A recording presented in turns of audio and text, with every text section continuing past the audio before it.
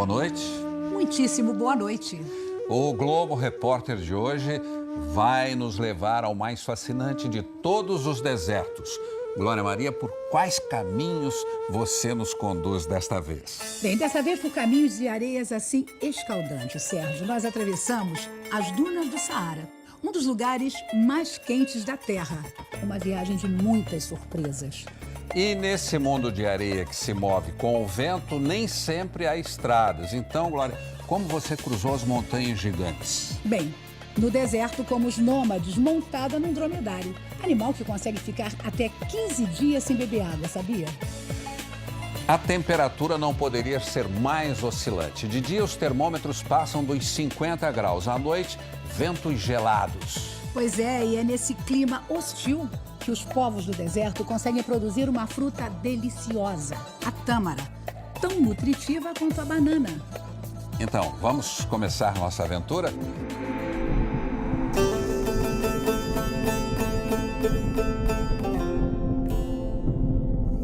O maior deserto quente do mundo, o Saara, não para de crescer e de desafiar a nossa imaginação. São quase 10 milhões de quilômetros quadrados distribuídos entre 11 países.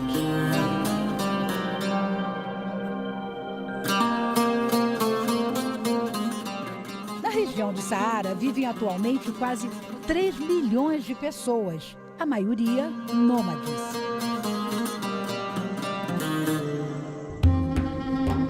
Entramos no Saara pelo lado marroquino.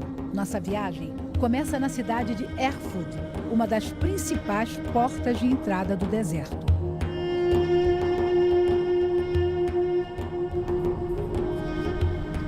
Nós começamos a percorrer o Saara marroquino por essa região, que é a parte rochosa do deserto. Mais ou menos 30% do Saara que ficam no Marrocos tem essa formação.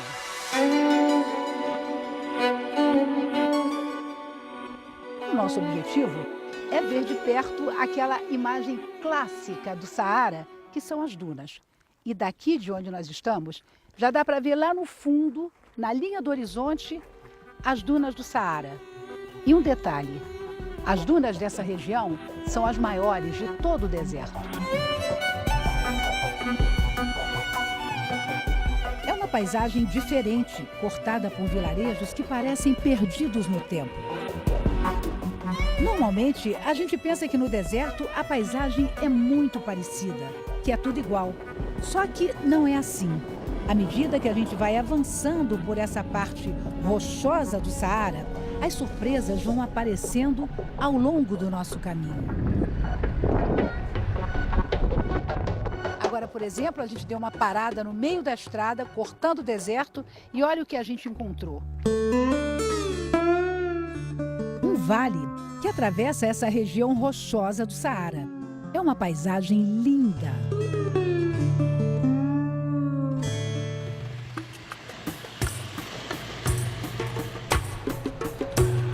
No nosso caminho, percorremos estradas sinuosas que revelam cenários assim.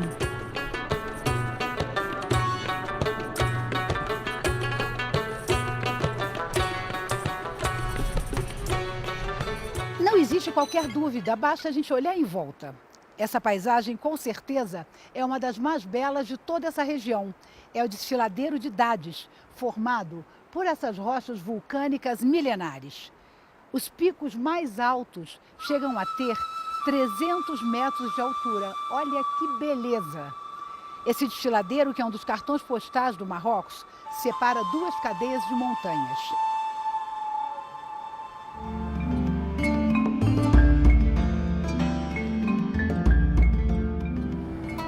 À medida em que entramos mais no deserto, vamos encontrando as pessoas que vivem aqui. Esses rapazes são nômades que estão temporariamente nessa região.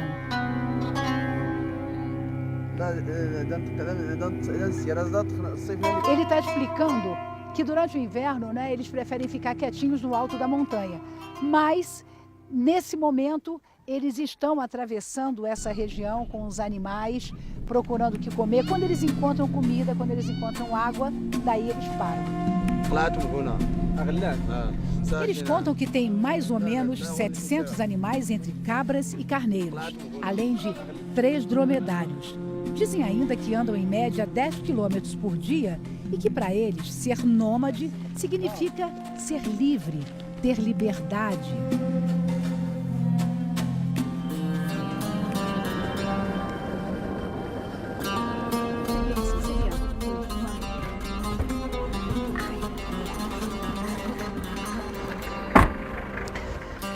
Bom, a gente percorreu só alguns quilômetros nessa parte do deserto e já encontrou uma tenda nômade. Vamos ver se a gente tem sorte e encontra alguém aqui.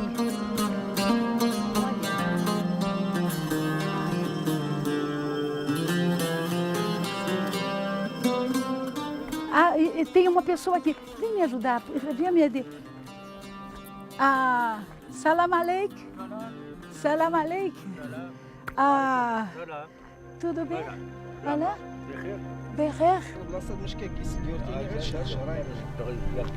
Ele disse que realmente ele é nômade, ele percorre todo esse deserto e ele parou aqui há mais ou menos 2 meses, não é? Porque vai começar o frio, daí eles procuram um lugar para se abrigar e aqui tem água por perto.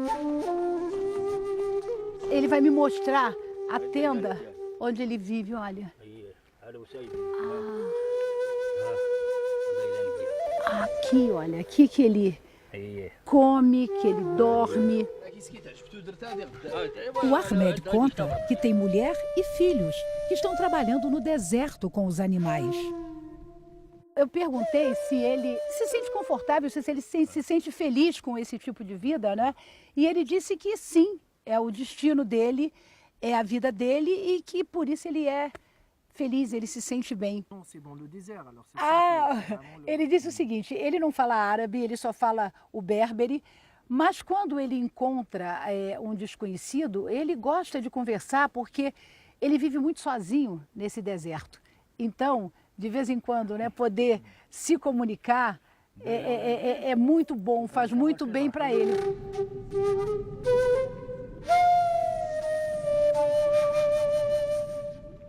Ele está convidando a gente para tomar um chá antes de ir embora. Na verdade, não tem chá. O que o Ahmed quer é ficar mais um pouquinho com a gente.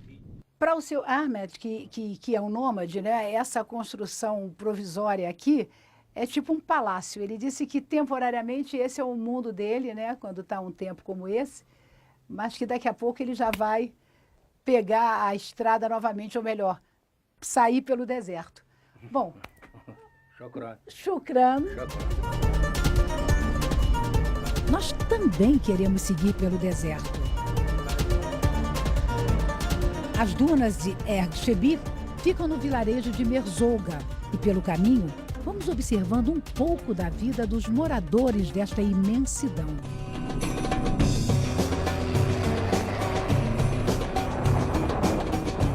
As dunas de Erg Shebi impressionam. As mais altas podem chegar a 150 metros de altura. Mas é complicado chegar até esta parte do deserto. Passamos praticamente o dia inteiro conhecendo os 22 quilômetros das dunas de Erg Shebi. Emoção em pleno deserto.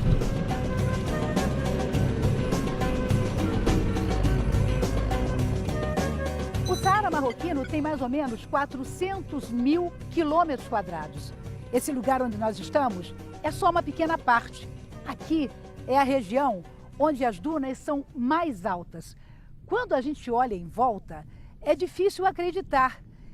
É realmente uma visão grandiosa. Essa parte do Saara, que é uma das mais belas de todo o deserto, impressiona.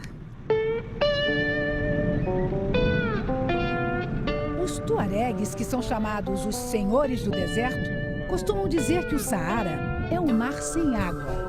E quando a gente olha em volta, é essa a sensação que a gente tem de estar no meio do mar sem água.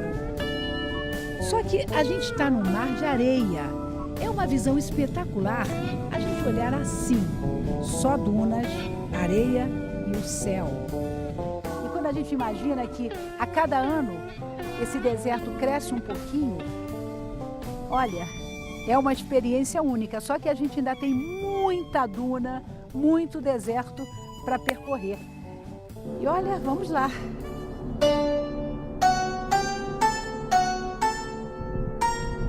No deserto vivem basicamente beduínos e tuaregues.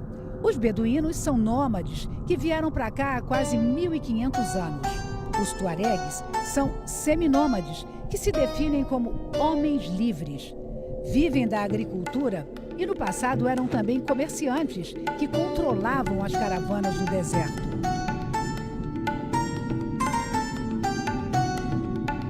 Viver aqui não é fácil, o vento é forte. E a temperatura varia muito. Durante o dia, pode passar dos 50 graus. À noite pode cair abaixo de zero. Bom, percorrendo um deserto debaixo de um sol forte como esse, uma das primeiras coisas que vem na nossa cabeça é a vontade de uma sombra e água fresca. Daí, isso a gente encontra num lugar assim, olha, num oásis. Está ali na nossa frente um oásis em pleno deserto do Saara. A gente vê essas palmeiras cercadas pelas dunas. É um oásis de verdade no meio do deserto. Quem nos recebe no oásis é o seu Ibrahim. Ah, oui, ele está dizendo que ele mora aqui com a família e os filhos. Ele manda as crianças para a escola, mas ele encontrou esse oásis, se instalou aqui. Ele sabe pelo oásis Ubera. Oui, mas eu vou dizer uma coisa. Ele transformou esse oásis numa espécie de hotel. Porque tem várias barraquinhas. Ele não é bobo, né? Olha, quem é esperto é em qualquer lugar do mundo. Oh. Ah, Delo, aqui tem água. Olha só que luxo. Olha isso. Ah. O Saara é um deserto em expansão. Nos últimos anos, ele cresceu mais de 700 mil quilômetros quadrados, uma área maior do que o estado de Minas Gerais.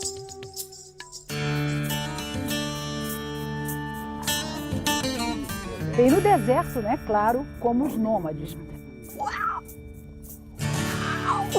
Uau! Tem muita gente que acha que no deserto tem camelo. Só que o animal símbolo do deserto não é o camelo, não, é esse aqui, o dromedário. A diferença está na corcova. O dromedário tem uma corcova só, o camelo duas. E esse animal é o melhor meio de transporte nessa região. A gente vai percorrer uma parte desse deserto do Saara nesse dromedário.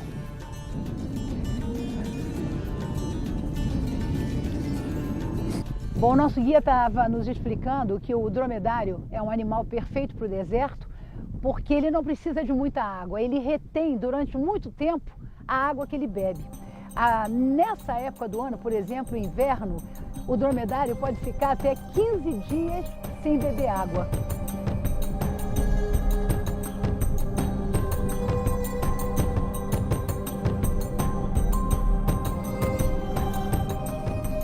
Tem que conhecer muito bem cada duna dessa aqui para poder percorrer o Saara. Porque com o vento, não é? Toda a paisagem vai mudando.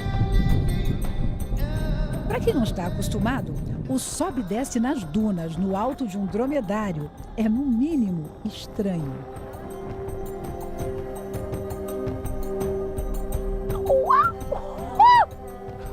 Olá lá! Omar! Omar! Olha ele rindo de mim! Uau, tá vendo? Ele fez de propósito! Omar! Eu estava conversando com o nosso guia, o Omar. Ele disse que nasceu no deserto, era nômade e há 25 anos ele leva as pessoas de dromedário aqui no deserto. Eu perguntei se ele gostava desse trabalho. Ele disse que mais ou menos, que é melhor do que nada. Parece que é fácil, mas não é nem um pouco confortável andar num dromedário. Principalmente na duna, né? Porque ele balança, trepida, sobe e desce, é muito esquisito. Agora é que é um momento chato, quando o dromedário abaixa pra gente descer, ó. Aí.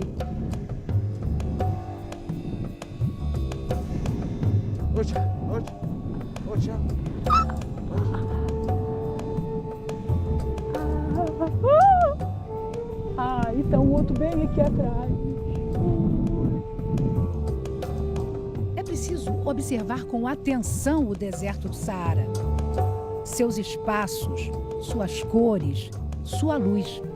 Porque aqui tudo acontece rápido, de repente. A visão do deserto é grandiosa, espetacular. Um dia inteiro no deserto do Saara. Impossível esquecer.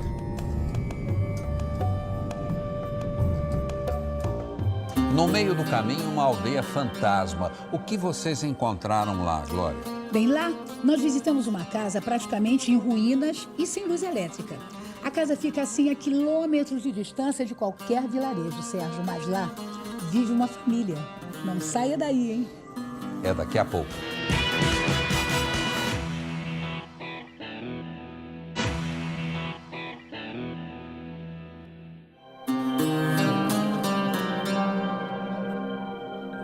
No deserto, é a luz do sol que empresta suas cores a estas fortificações, as casbás, pequenas cidades muradas que no passado faziam parte da rota das caravanas que circulavam entre o Saara e a cidade de Marrakech.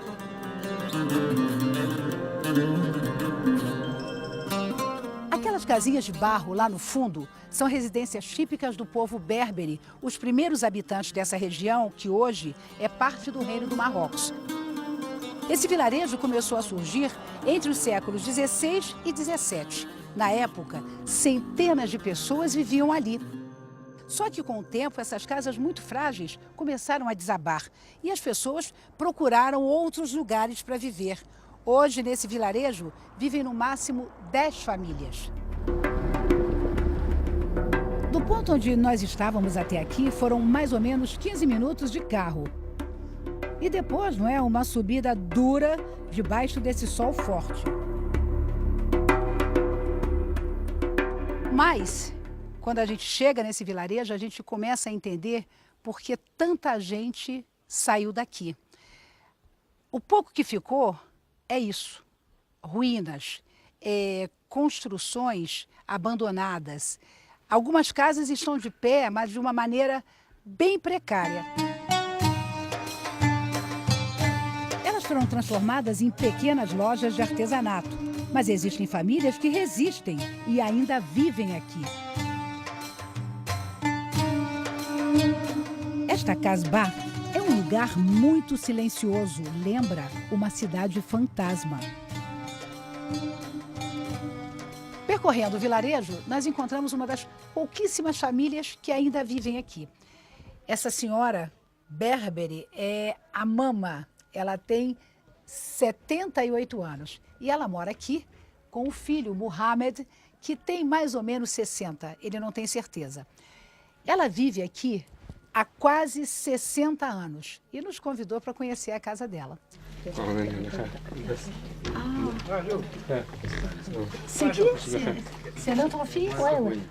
Olha só, chegou mais um filho da Mama. Ela teve 12. Atualmente só tem 8 vivos. Bom, onde vai? Podemos ir? Vamos lá, vamos conhecer a casa da...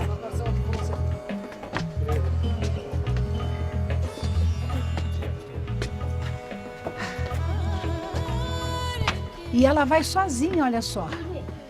Ela não precisa de ajuda. Incrível essa senhora.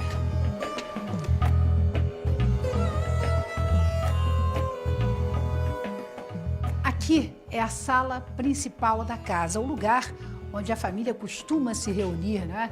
O Ajoub tem 40 anos e é o filho que fala francês, então ele pode nos ajudar na tradução, porque falar Berbere é difícil. Eu pergunto se na idade dela não é muito complicado viver aqui. Ela diz que não, que já se acostumou. A Mama é uma senhora que ainda trabalha muito, cuida da casa e dos animais. E detalhe, até hoje ela vive sem luz elétrica.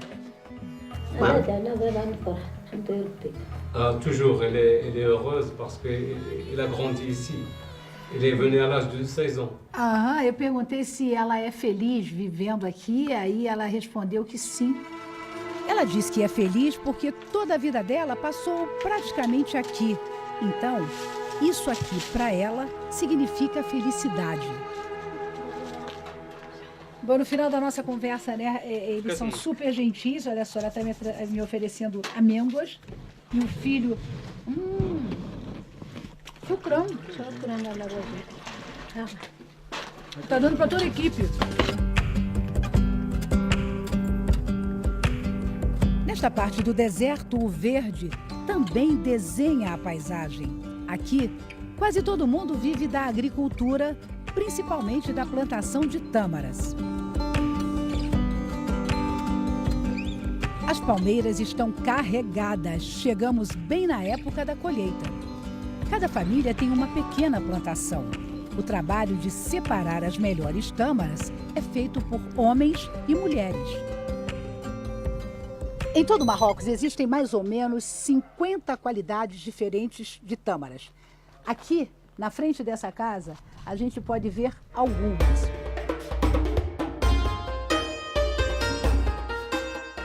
Agora, a melhor tâmara é essa aqui. Dá para ver que ela realmente é bem diferente das outras. Ela é maior, ela é mais gordinha e ela é muito mais saborosa.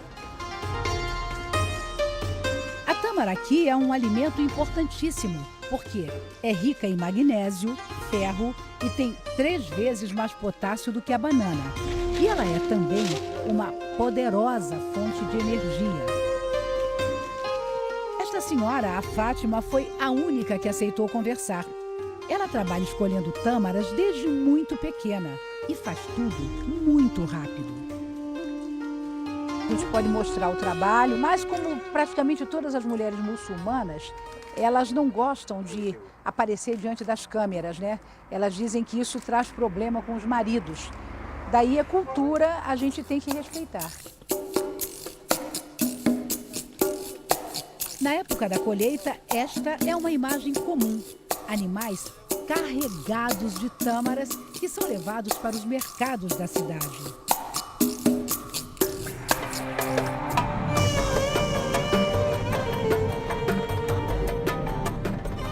A paisagem, a cor, a luz, o povo do deserto. Aqui, muitas vezes, a sensação é de que estamos num mundo mágico, no cenário de um filme. Na cidade de Ouarzazate, esta sensação é ainda mais forte. É um lugar lindo entre as montanhas e o deserto.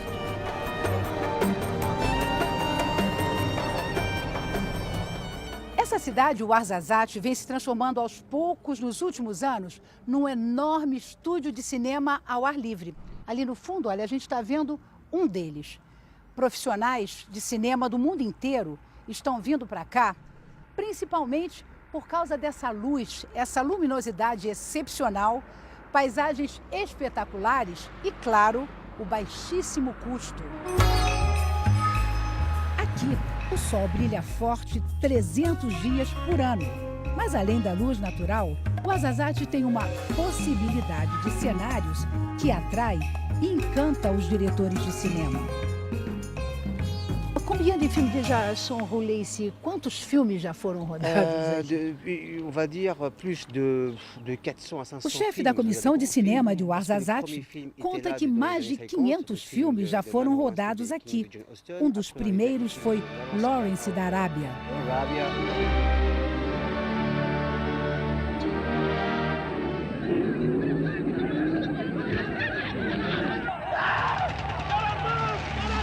Mas um dos grandes orgulhos deste estúdio é este avião.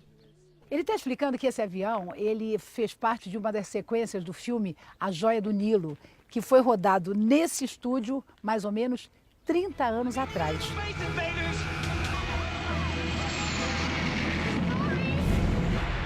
O avião está aqui até hoje, não é um avião de verdade, é um avião de fibra, olha só. C'est fibre, hein? É, mas ele está aqui, né, guardado, porque faz parte da memória desse estúdio. Mas tem muita coisa aqui mais para a gente ver. On y va? On y va. Ah, ouais, c'est pour ça? C'est pour là. Ele está me explicando que a fachada desse templo, né, fez parte de praticamente todas as sequências do filme Kundun, do Martin Scorsese. Toda a parte externa do filme foi feita aqui, nessa área.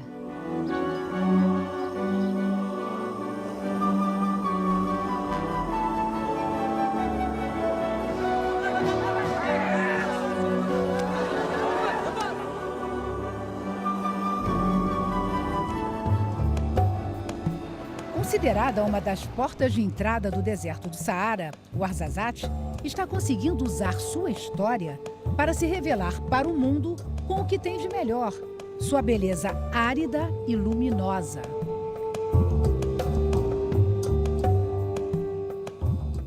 A feira que abastece o povo do deserto. E uma imagem intrigante. Por que só os homens vão às compras? Isso você vai saber depois. Mas quando chegamos ao oásis das 1000 palmeiras, Servo, nós só encontramos mulheres trabalhando na colheita de azeitonas. É o que você vai ver no próximo bloco. Voltamos já já.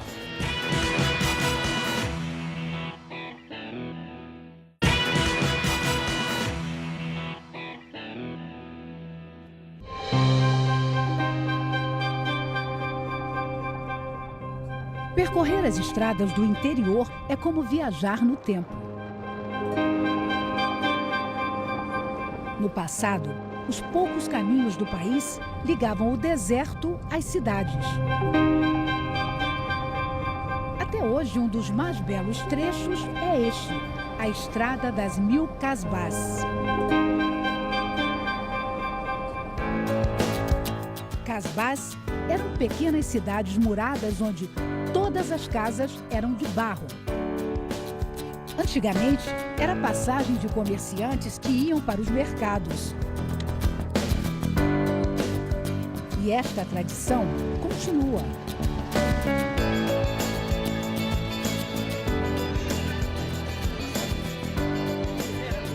Nos vilarejos do interior do Marrocos, dia de feira, dia de mercado é praticamente um dia de festa. Os comerciantes vêm de todos os lados com as suas melhores roupas para vender e trocar mercadorias. Mas tem um detalhe: mercado é um programa basicamente para os homens.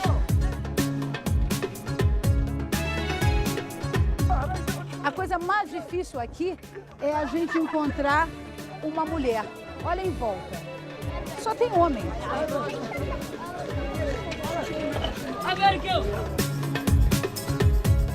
As pouquíssimas mulheres que vêm ao mercado geralmente são solteiras ou viúvas. Aqui se vende de tudo: frutas secas, grãos, temperos e até animais.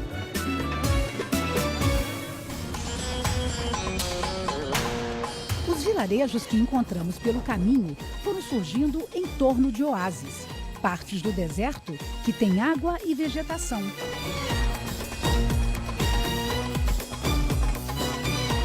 Um dos maiores do Saara é este, o de Escoura, conhecido como o Oásis das 1000 Palmeiras. Nesse oásis vivem mais ou menos 8.000 pessoas. E debaixo desse sol, a gente já sente o que é estar no deserto.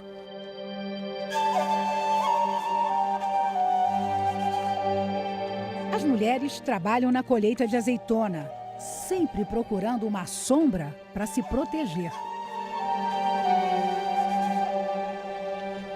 Mas olha, elas estão trabalhando e é só a câmera apontar para elas que elas se escondem.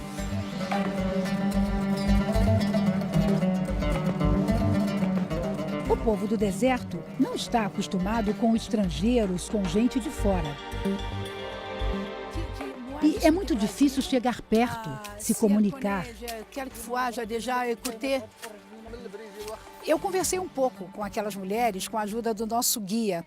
Elas disseram que trabalham, em média, 5, 6 horas por dia e que realmente essa é a vida delas, né? Aqui nesse oásis, com os maridos, os filhos e o trabalho na agricultura.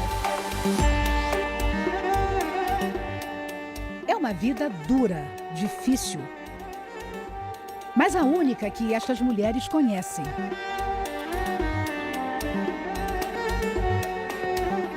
Elas aprenderam a enfrentar o dia a dia de quem vive no deserto.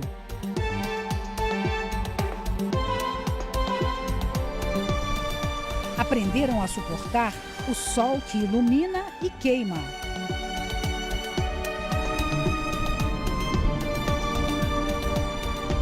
O vento que move as dunas. A noite gelada do Saara.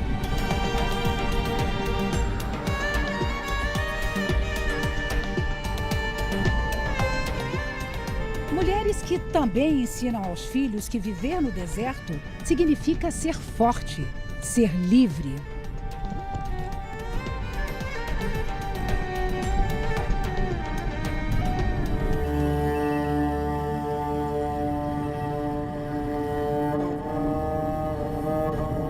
Quem nunca imaginou, pelo menos uma vez na vida, conhecer o deserto do Saara? Natureza única. Beleza, isolamento, paz. Tudo isso está aqui.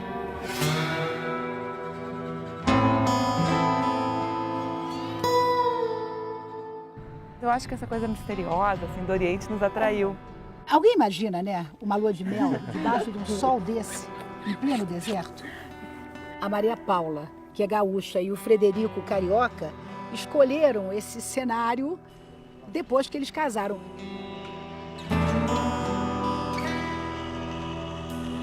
A gente queria um lugar diferente, assim, que fosse um pouco mais exótico, não fosse aqueles destinos tradicionais, né, de praia, né, aquelas praias paradisíacas, ou mesmo Europa.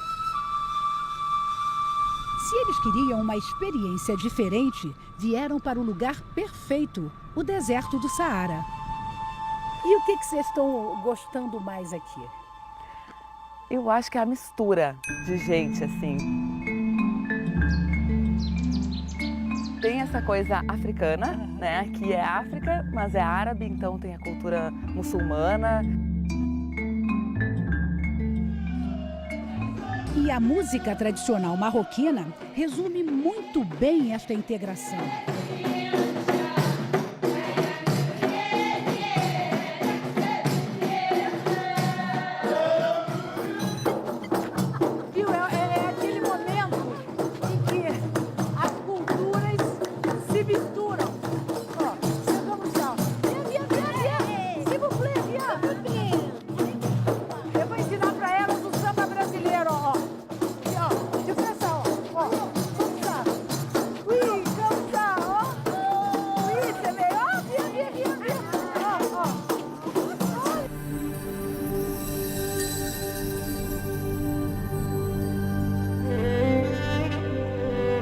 Marrocos é isso mesmo, um verdadeiro mosaico de culturas e tradições.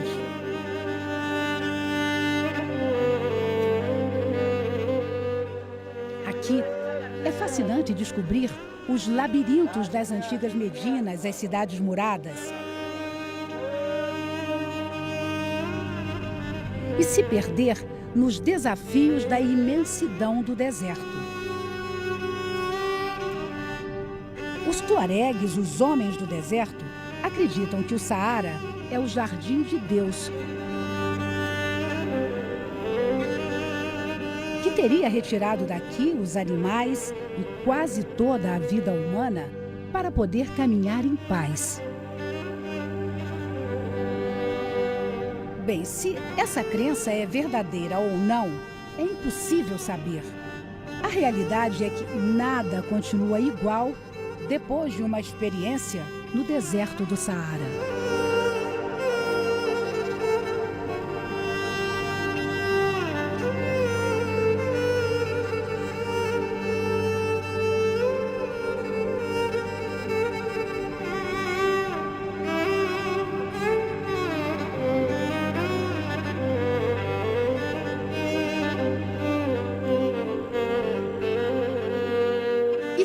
agora com mais um capítulo da novela das 11, Liberdade, Liberdade.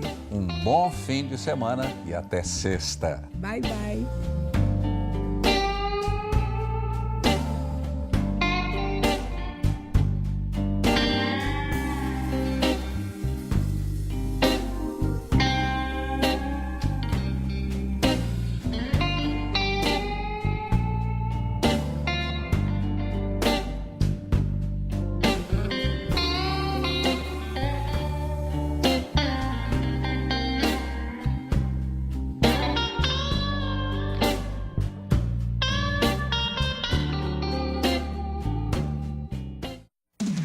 Globo Repórter.